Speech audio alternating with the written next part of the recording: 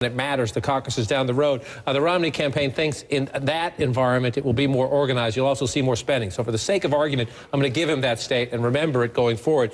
This in Missouri and here in Ohio are the two places, if Gingrich really wants to prove he's viable, Wolf, that's where he needs to do it right there. He needs to not let Romney get Ohio. That's why Gingrich is there tonight, and do this.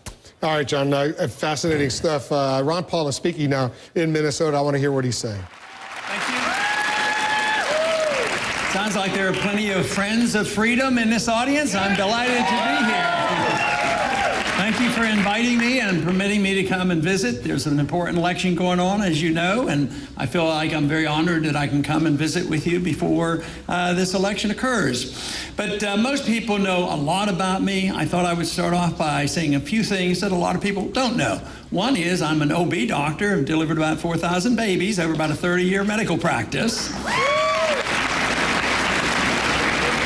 Also, I am the only candidate that served in the military. I was in the Air Force for 5 years as a flight surgeon, both on active duty and in the Air National Guard.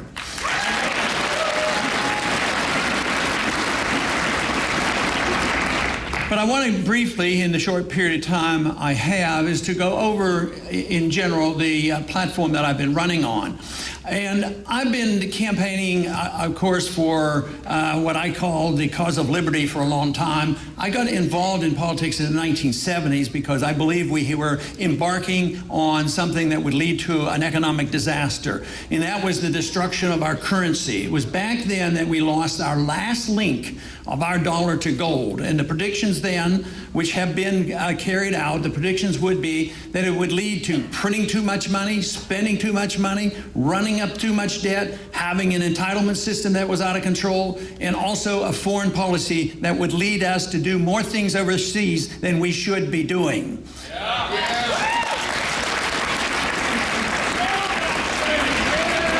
Now, we've gotten ourselves into this mess because I think we have been too careless. The people have been careless. Our representatives in Congress have been careless, and careless in the sense that we have not taken the oath of office seriously. I believe that most of our problems have come because we have violated the Constitution, and we could solve almost all our problems if we would only send people to Washington who took the oath of office seriously and obeyed the Constitution.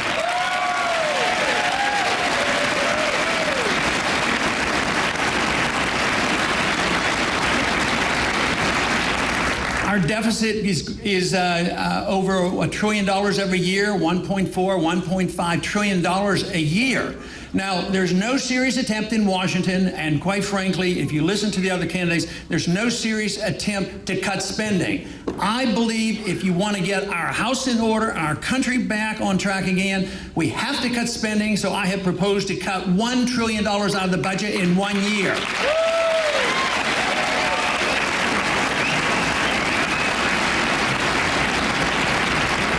I say, no, I've heard they were going cutting spending. Congress was lax. They turned it over to the super committee, and they didn't do a very good job. So there's some automatic cuts of over $1 trillion starting in the year 2013 and stretching out over a 10-year period, and they're going to cut $1 trillion out of a $10 trillion proposed increase. That is not a decrease. That's $100 billion a year over a 10-year period. We spend $100 billion in debt every single month. That's how serious it is. And we have a chairman of the Federal Reserve Board who has promised that he would use your dollars to bail out all of Europe who bought too much Greek debt, and they're in trouble, and he's promised to bail them out. That is why I emphasize the Federal Reserve. We have to get control of the Federal Reserve. We have to get control of our money. We need sound money, and we should never allow an organization like the Federal Reserve. They created in the midst of the big bailouts, $15 trillion they churned. Congress was derelict in their duty. They spent $1 trillion, but the Federal Reserve 15 trillion, and they did it in secrecy, and they resent it when I asked questions and said, we need to audit you and find out what you're doing and who you're bailing out and who are the privileged customers.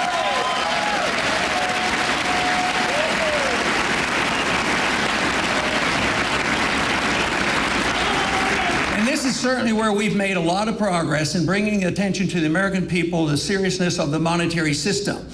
Federal Reserve has been around for 100 years, and it's only been in the last 3 or 4 years that it's gotten its attention that it deserves. So I will continue on that. I do not believe we can have a healthy economy with unhealthy money, and therefore we have to do something. The first thing we should do is have a thorough audit of the Fed and make sure they're actually holding the gold they claim they're holding.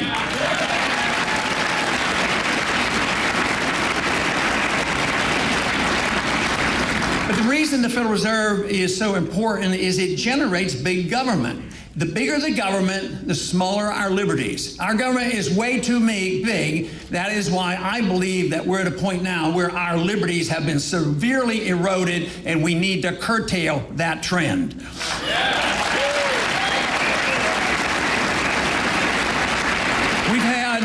We've had various pieces of legislation that have been very abusive to our liberties. You take the Patriot Act, which was passed in 2001. The Patriot Act sounds wonderful, but if it had been called what it really was, repeal the Fourth Amendment Act, it wouldn't have been passed, and it ought to be repealed, to tell you the truth.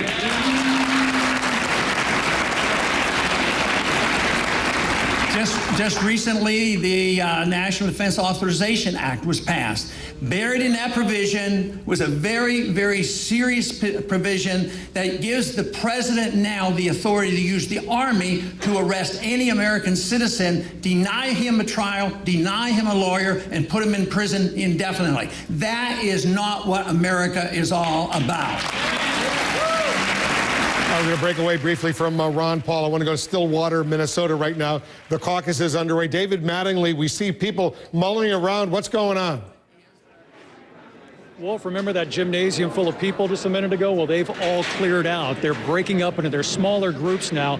There are 8 voting precincts that were represented in this room earlier. They're now going off into smaller rooms where they're going to discuss issues related to the Republican platform, and they're going to have their straw poll where they're going to vote their preference for their Republican nominee. There's going to be a few people standing by, staying here in this room. This is going to be one precinct out of the 8 that's going to remain in this room, and we're going to watch as they go through the steps here of this caucus, this grassroots democracy in action in party politics.